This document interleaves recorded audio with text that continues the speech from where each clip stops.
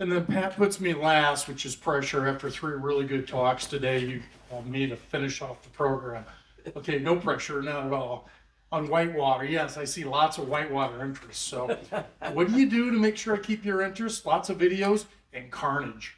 So we're gonna do some Carnage too. So this is one of my buddies on what's called Dave's Wave. It's not named after me, but I'll take credit for it anyway. But yeah, there's a kayak in there and he's getting a little wet. So we'll run through introduction, background, talk you through section 4, and then do some final thoughts. This was made for a 45-minute slot. We're going to go a little fast. I'll skip through some stuff. But for those that don't do a lot of whitewater, it's funny because our flat water strokes and our whitewater strokes are exactly the same. The forward stroke is the forward stroke. The reverse stroke is the reverse stroke. Just the water you're on changes a little bit. And so the one thing, if I was going out with Pat on Oahe, we would do what you see here. We would do our homework. We'd check the weather. We'd look at the water. It's just a different way to enjoy the water is doing whitewater. Granted, it might be a little fluffier, but a lot of the things that we do in flat water are very similar to what we do in whitewater, especially these kind of simple safety rules that you think about when you do trips. For those that want to know where the Wolf River is, I'm out of Cedar Rapids, so down there in the bottom at A, that's in east central Iowa, and you drive from there all the way up northwest of Green Bay, and is the Wolf River. It is one of the probably premier whitewater rivers in the upper Midwest. Part of it is on the Menominee Tribe Reservation. They have protected it. It is way it looks 200 years ago, other than the first time they came through and logged out. You do need a permit, but there's lots of, the river changes its character depending on how much water. Again, beautiful talk we had today about what's the gauges. Okay, when it's 500 CFS, it's gnarly. When it's down at 150 CFS, it's a lot more fun. So you gotta know what the water is when you're running. So when you start this journey, you go to the put in. This is Otter Slide, and most of the kayakers in the rafters, we sit around, we get dropped off, you're all ready to go. Make sure all your equipment's there, double check your paddles. Usually we find somebody that says, can I go back to the takeout? I say, why? I left my paddle in the van. Yeah, okay. So we try to make sure everyone's got everything. The first mile of section 4 is flat water. So what do? Well, you take your group picture. All us kayakers, we tend to warm up. And then you got the stand-up boarders, and their warm-ups are completely different than what we do in a kayak. Yeah. I can't do that in dry land. I don't know how Tracy does it on a board. But that's her warm-up drill. She gets on her board and shows off and makes us all feel that we can't do those kind of things. The first rapid you hit is Sullivan Falls. And the beauty of the Wolf is most of these rapids, number one, you can walk around them. And in whitewater, we have the saying, challenge by choice.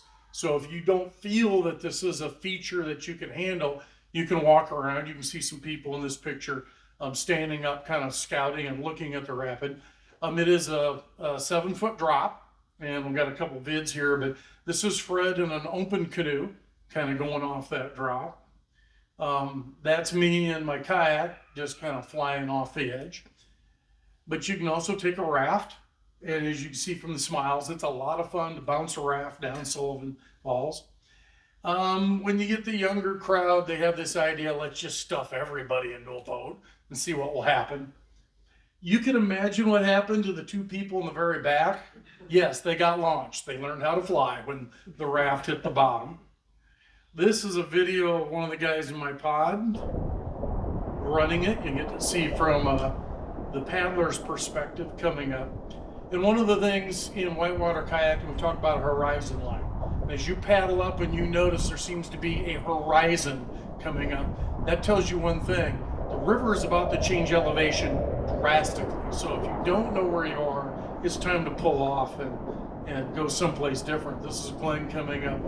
You'll also notice when we get our noses, we call that boofing, to boof over feature.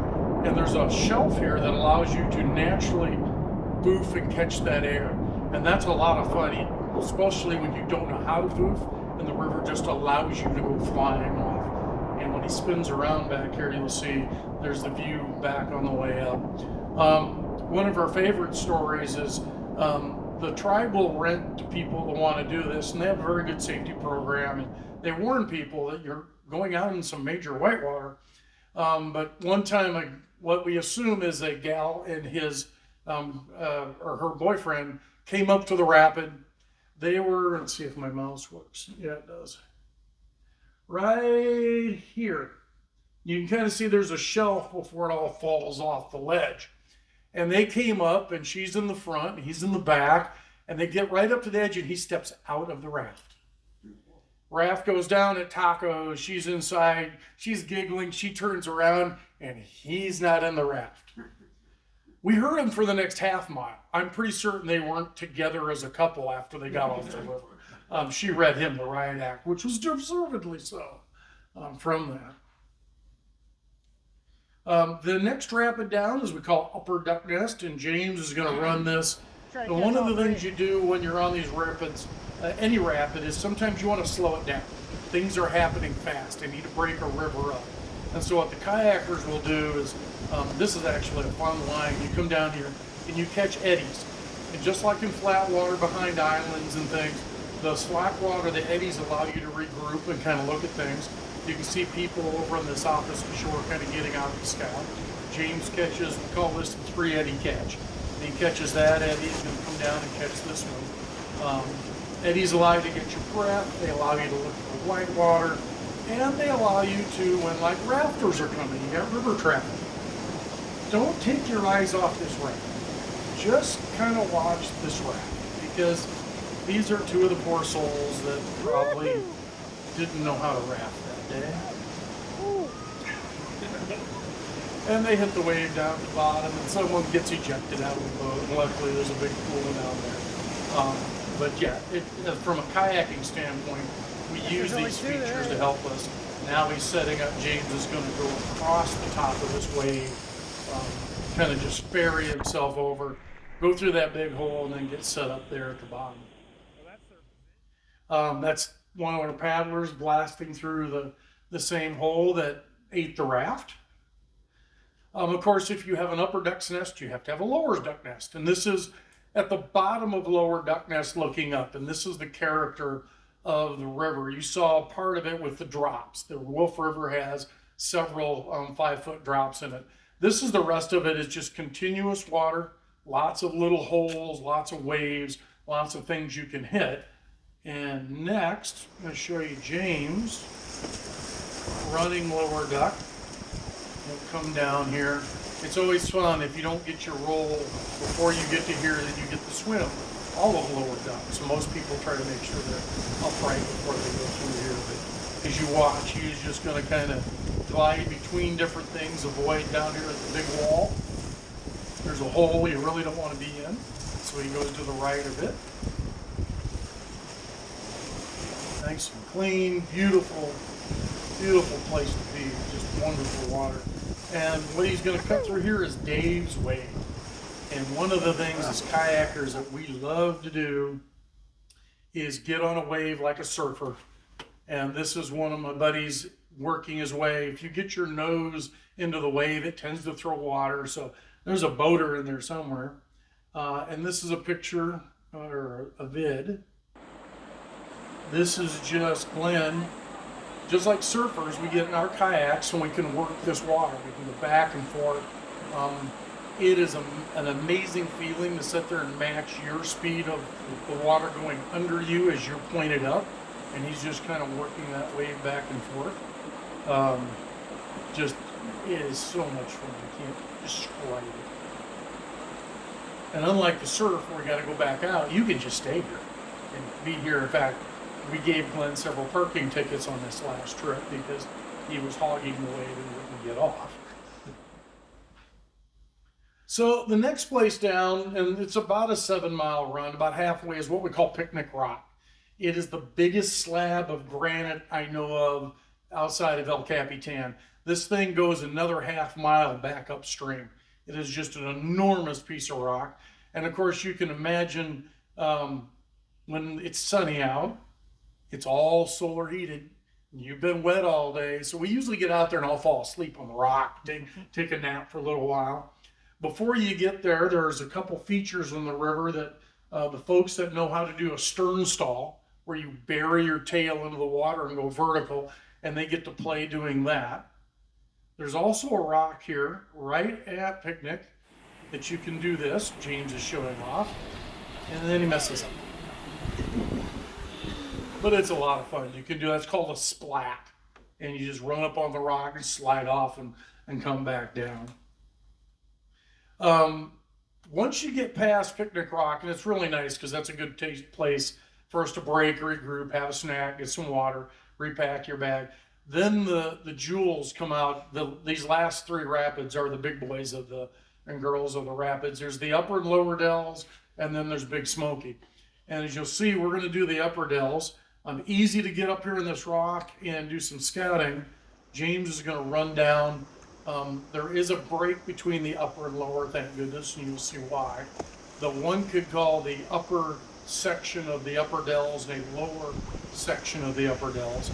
But as you come down here, you kind of see a horizon line. You see a whole lot of water, and you're just going to blast your way through. He kind of rides that pool, goes over. He's actually setting safety. He was our lead boater on this trip, waiting for people now to come back down this rapid. We'll go past that one. And then you get to the lower half of the upper dells. And there's a wave down here we call Hawaii 5-0. Okay. And you'll see it in a minute. It's a big curly wave. And the goal is to get your boat up on that wave and kind of ride it and see if you can hang out on it.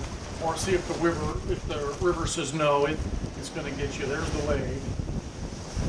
He does a nice job getting up. And then, of course, there's a couple holes at the end that get to surprise you. You're not ready to see them. So, but that is the lower half of the upper dells. Usually at this point, if we've got rookies with us, if that didn't go well, the next isn't going to go well at all. So this is the one place we can kind of test out and see how people are going to go. This is the lower dells, and the lower dells is just an amazing piece of water. This is the top of it. You can see over here on the right river left, there are two big holes, and that's typically where the commercial rafts go through. If you've got a big boat, if you're feeling your oats that day, you're going to go challenge the river. Remember, the river always wins. We don't. The river always wins. We just hope to have a happy ending to it. And then over here are some other lines that you can take. What's really cool is that's the bottom. This river has been cutting through here for thousands of years. These are 50, 60-foot walls. You're looking back upstream from inside the canyon. All those rapids are back up here. And that's what's tough. If you have trouble at the entrance to the lower dells, you've got a 100-yard swim through a canyon, which there's no way out. You're not going to climb back into your boat. You don't have enough time. And so you get to be a pinball and bounce around in there. So I'm going to give you a couple perspectives. The first one, this is my buddy Glenn running it. He's going to run down. He's actually going to go blast the holes and then have some fun happen. I won't describe the end of it. But you can see that horizon line. You know, trees usually don't start halfway up their trunks. So it's like, okay, something, either the ground sunk or the river went deeper. So we'll go with the river went deeper. But he lines himself up. You notice we're never in a hurry. A lot of people think you blast through a lot of this stuff. Just like in our flat water, we negotiate our way through. He's going to run river left and punch these two holes. And he makes one little mistake there. He lets his tail get into the rapid and he goes down. But you can see that canyon all the way down to the end. Just a beautiful, just an amazing piece of river here that only exists here. Now, I also have, I promised Carnage. So sometimes you want to run the middle line. And there's some boater, that's Piper, running the middle line, and people coming through. At the top of the middle line, you've got to get through a little hole. Well, sometimes it doesn't work. Luckily, nope, I'm falling over. Here, I'll let my buddy help me and hit me. So going through, and that's the middle line. You can see with anything, you get choices, and with choices come consequences. So if you don't get through that top hole in the middle line, it doesn't go well. I love running Carnage. We run Carnage a couple times for you. But you'll see at this very top, there's a rather large hole, and they don't get themselves through it very well. And they didn't do their roll very well. Luckily, they kept their head about them and compounding along down in all that foam. Jim kind of runs them over. Not a problem. Another couple vids of just people running, blasting through that top hole in kayaks from this perspective. And we've got safety set down here. They're getting ready to set safety. There's also rafts, and we'll show you one of our rafting crew. They decided to do the middle line. This takes a little bit of skill. Shelley's a very good rafting captain. She runs that down, makes sure she doesn't go sideways over that little drop. And of course, you'll see we've got safety set river right with throw bags, and James throwing kisses to his wife. And if you look down, I'll let this stop here, but you can see the character of this canyon. It is just an amazing piece of water down here. And you can skip this. There is a path on river left. You can take your boats all the way down to the end if you don't want to go through this. And on occasion, we've had our rookies that said, "You're not running this. This isn't your year. We'll let you do it next year." And the last one on our grand tour of the Wolf is Big Smoky Falls. And what's very interesting is you can see here James coming down. It's a 7-foot drop. You've seen the character of the river. It has drops. This is what we call a rock slab or a rock slide. And the water going over this, and you'll get to see a couple vids here, it's only about 5 inches deep. So when you go to take a stroke, you're not going to get any depth. You're not going to be able to use your stroke for any power. So, and what's beauty, it's about a 45-degree slide. So the river is giving you all the energy and gravity is giving you all the speed.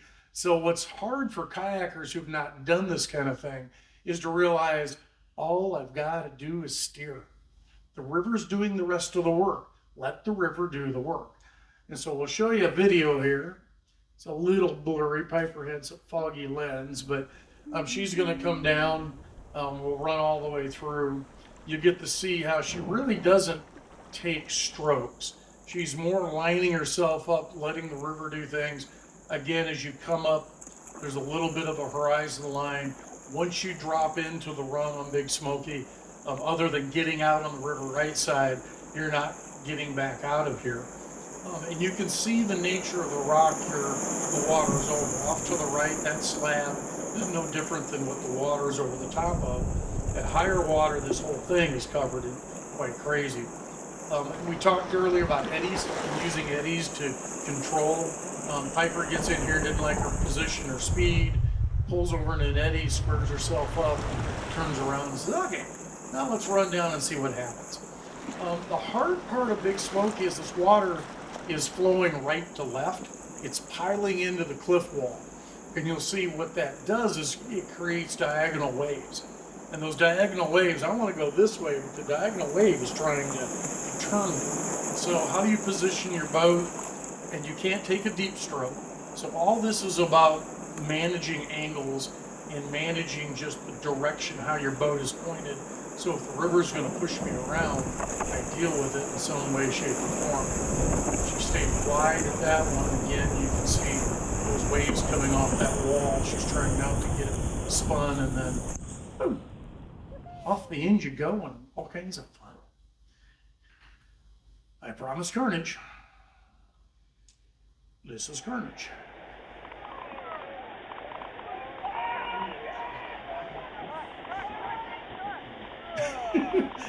And luckily Pat keeps his head about him. The boat wasn't bobbing up and down. That's why we wear helmets. He was bouncing off the rocks on the slab.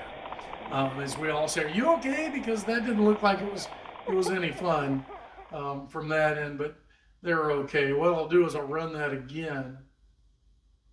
But you can see what happens. Pat just got over into that wall and then let the river flip him. And at that point, you just kind of hold on and say, well, it's going to hurt. And fall down. A nice, beautiful pool at the end.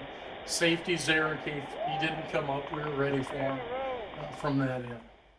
Now, you've got to be really skilled to do this next thing. So we'll show you.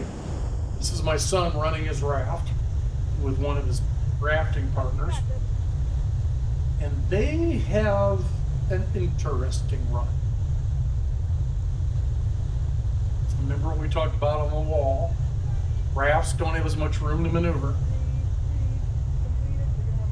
He's out of control. It takes talent to be run over by your own raft. So we will show that again just because I like poking fun at Josh.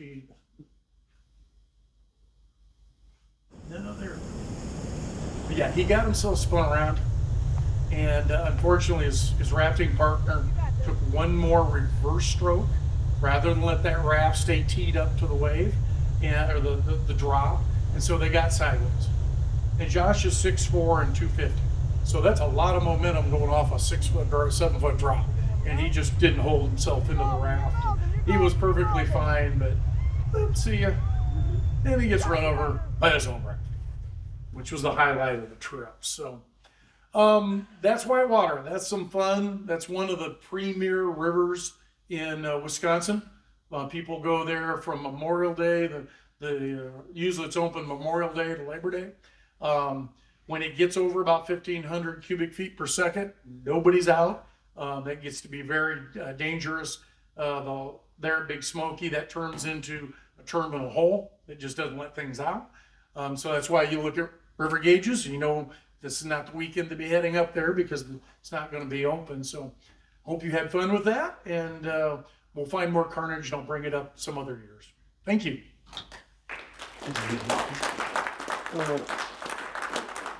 Got time for questions? Yeah.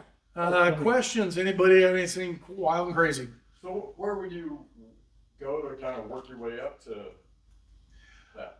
So really good question because I'm an ACA Level 4 instructor. So you start in a pool. You go take a class, whether you're paying instructors or like with the IWC, we do it for free.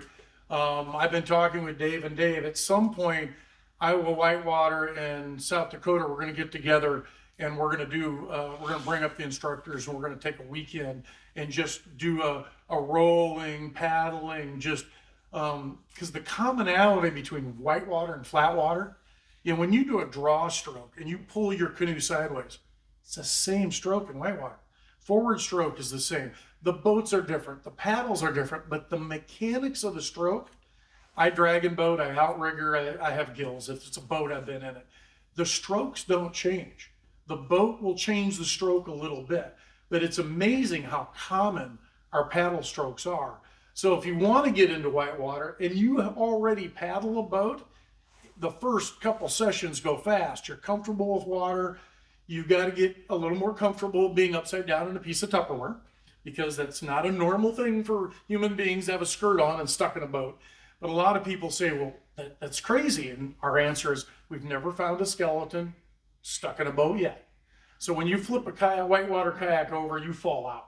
And there's techniques. So you learn how to wet exit, you learn how to roll. In fact, we practice, what Pat pointed out, how do you get back into a boat that's already been swamped? And it's a lot harder in our whitewater boats because we don't have that length we have in our recreation boats.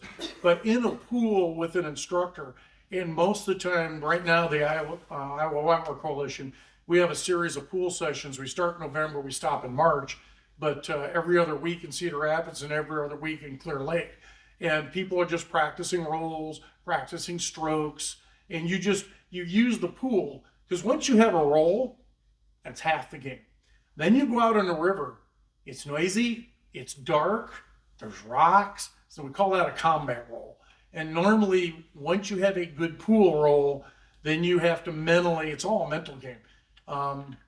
For whatever reason, when I flipped over, like you saw on the last one where Pat was bouncing his head off a rock as he went down the slab, you notice he just stayed tucked. He didn't move. He knew what he was coming up to. He knew where he was going to go. He knew he had a pool, and he knew he had safety. And so he just stayed tucked, waited to the end, and then, okay, now I do my roll. That's all mental. It's all in your head. It's all motor skill. There's no anything to it. So similar to when we're racing flat water and you're going through a wall, you know you can do it. If you're running waves and stuff out on a bad day, like we heard with the McKenzie, you're there, you got to deal with it. And whitewater is no different. It's just you're in a much more rocky environment, and you just have to add that to your already known skill set. So start with a pool, start with an instructor. YouTube is good, but it doesn't beat having somebody there as put your hand here. Hey, I didn't like where your head was going. I want to change this around from that end. So, and I know there's pool sessions down in Sioux City. Those guys run them. I've been up and helped instruct there. So look and see. Norfolk has a brand new park. I expect that they're going to be doing some work. Norfolk, Nebraska. Yeah. Beautiful park. Beautiful. It's not the Wolf. It's simple class 3s, but that's where you start. And many people, that's where they end. They have no desire to be, you see all the young bucks, let's go over the 25-foot waterfall. Yes, let's break our back. And when we're 50, we'll feel it forever. So, a lot of people, my biggest drop I do is 20 foot. We have a river, there's a 20-foot drop. That's it. If it's 20.1, I don't do it because the chance of the risk versus reward is not there. But start a pool, start with somebody that's there, and have fun. But you'd be amazed. Everybody that paddles flat water, it comes so fast. It comes so natural. You're comfortable in a boat. You know a stroke. You're just learning some different motor skill. And I think my flat water, I know when I did my Missouri trip in 22, I had paddled on the ocean in San Diego. I could see the shoreline. It was several hundred yards to my one side. When I got on Fort Peck, oh my God. And then I'm watching him do glass. Did I have glass the day I was on Fort Peck? For the week I was on Fort Peck? No, waves everywhere. And so that was quite I'm glad I had my whitewater skills because I knew what to do with the waves. I knew how to handle that. And so the commonality is crazy. It's so much fun. Other questions? What was the water temperature? What time of year were you up there? This is Labor Day. This will be year 28 or 29 where we've gone up there on Labor Day. It's the last weekend they're open. Typically it's 75 to 80, pretty hot. You've got a splash top That's on. the air. Okay. No, the water temp is probably in the high 60s to low 70s. So no dry tops, splash top, no need for gloves. Some of the videos I saw gloves and stuff. So It just depends on which year we pulled some stuff out. Some people wear gloves because they don't want to beat up their hands. But typically, we have been up there when it's raining, windy, cold, in the 60s, and at that point, you'd see everybody in dry tops, probably not dry suits. Okay. I don't paddle when it snows. I don't know why anybody paddles when it snows. They think that's silly. Let the water, all those river seeds will melt. And then we'll boat on them. But almost always nice and warm, good weather, sunny. Picnic Rock in full sun. You could take a nap out there we all one year let one of the youngsters sleep. We all got in our boats and sat on the shore, and then someone threw a rock and woke him up. He's like, "You're gonna leave me." No, we're not gonna leave you, but we thought we'd scare you. So other questions? All right, thank you.